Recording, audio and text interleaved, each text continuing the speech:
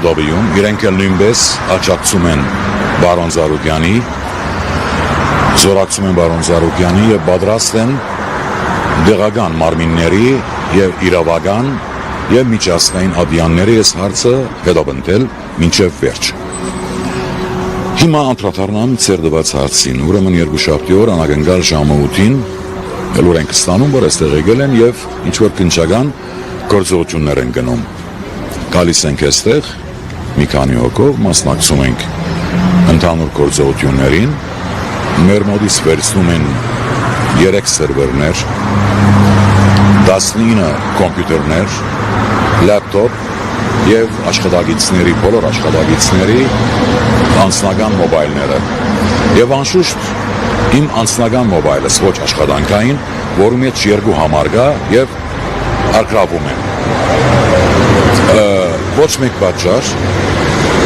Euromotors-ը ես կարամ որպես տնօրեն, 10 տարվա տնօրեն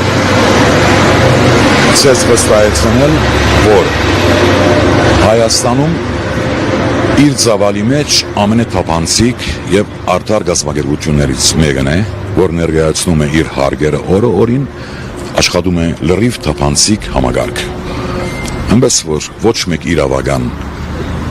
պատճառ կար գալու եւ փակելու Euromotors-ը։ Բայց ինչպես տեսնում ենք, այս ամբողջը գնում է մի վերնակրի տակ, որովհետև բարձրապես սեփականատերը բարոն Զարուկյանն է, այլ բան ես անձնապես չեմ տեսնում սրա մեջ։ Սա որքանով կվնասի ընկերությանը, ինչ ուժեր կարող են լինել միջազգային գործընկերների կողմից։ Ասեմ ձեզ, մեր մոտ աշխատում է 3 համագարկ, 3 գազམ-ագերությունների հետ, որը ապահովում են DMS դրությամբ համագարկ աշխատանքային, ուրեմն երբ որ կվերացվին այս սարքերը, սերվերները, մեր լրիվ աշխատանք այսօր խափանված է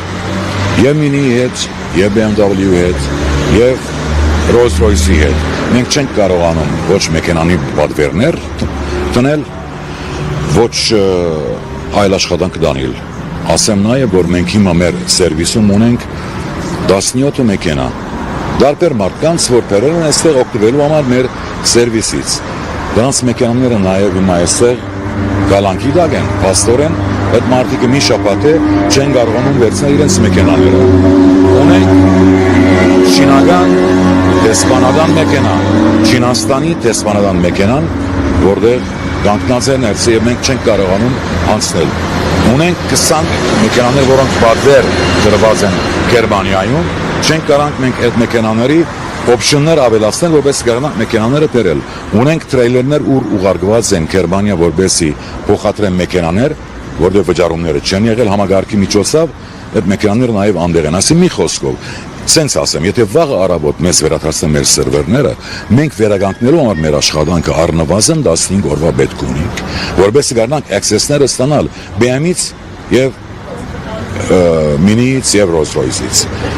Փաստորեն այսօր դարաշրջանի ամենամեծ շորումը, որը Euromotors-ն է, այո, փոքր երկիր ենք, բայց իր ծավալով, իր աշխատանքային մագարտակով Euromotors-ը ունի իր յուրահատուկ տեղը Գերմանիայում մեր պարտներների մոտ։ Եվ այս մեկը ընդհանրապես ոչ թե ասում է միայն Euromotors-ին, նաև Հայաստանի image-ին։ Այսօր ինչ որ կատարվում է, որպես միջազգային բրենդ, այս մոդելսումը, որ ցուցաբերվում է նկատմամբ, էսի իսկապես շատ ծիծաղելի է։ Ես վստահ եմ, որ բոլոր դեսպանատները, բոլոր ռիպորտները օրը օրին ներկայացնում են իրենց երկրներում եւ Հայաստանի վարկը օրից օր գծվում է, որ այս մագարտակի անարդար որոշումներով միջազգային բրենդներ գասեցվում են։ Շնորհակալություն, սիրելի հետևորդներ, իմ զրուցակիցը Euromotors-ի տնօրեն Աբրահամ Դանագյոզյանն էր։